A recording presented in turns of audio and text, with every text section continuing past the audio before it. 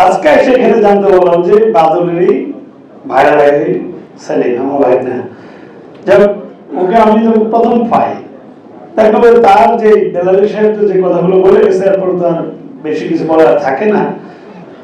তার হজের প্রতি কোরআনের প্রতি তার যে মহব্বত, এটা সত্যি আল্লাহর তরফ থেকে একটা নিয়ামত।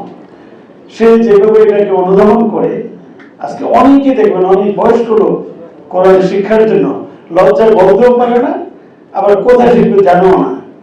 সেলিমের এই এর মাধ্যমে অনেক লোক এই দেশের হাজার হাজার মানুষ উপকৃত হয়েছে।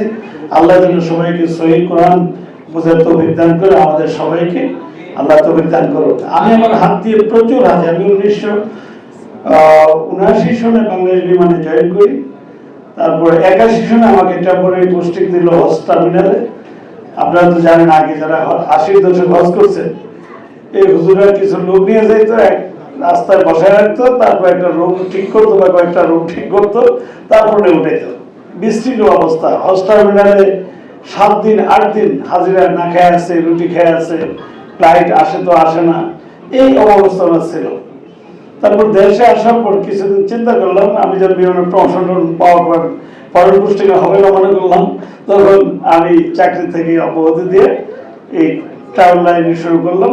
এবং আল্লাহর মতে আমি তো আমার হাতে প্রচুর হাজার হাজার, এই বছর আমাদের সেলিমতে একটা লিমিটেড ইয়ে করে আমাদের হজ প্যাকেজ ছিল 5,50,000 থেকে শুরু করে 62 লাখ পর্যন্ত একজনের, আমাদের এই ধরনের ভিড় থাকে। কিন্তু আমি যেটা দেখলাম, আমাদের হাজিদের যে প্রশিক্ষণটা দেওয়া উচিত এটা কিন্তু আমরা প্রশিক্ষণ নেই না।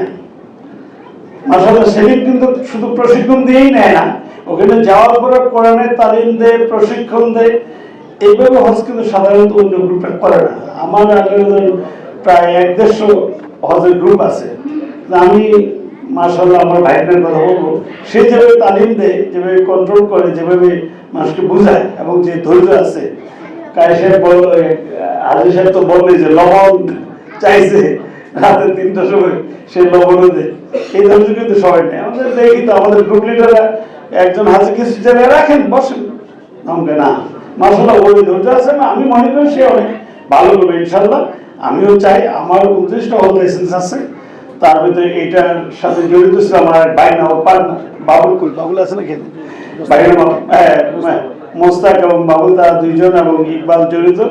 এটার প্রতিষ্ঠান আমার ওই যে স্ট্রবেরি সার্কেলের ওই বিল্ডিংয়ে আমার বিল্ডিং এবং ওইখানেই জড়িত। আমরা দেখলাম যে তার হজের জন্য প্রপারলি লাইসেন্সটা তাদের দরকার এবং এটা আমাদের লেনদেন ক্লিয়ার করে আজকেই, মানে যদি আগে হ্যান্ডওভার করছে, আজকে অফিসিয়ালি আপনাদের সামনে দিলাম। আমি দোয়া করি এবং আপনাদের কাছে দোয়া চাই যেন সে ইনশাল্লাহ এই ট্রেনে অনেক ভালো করে, আমি আশা করি ইনশাল্লাহ সে ভালো করবে, তার সেই ধৈর্য আছে।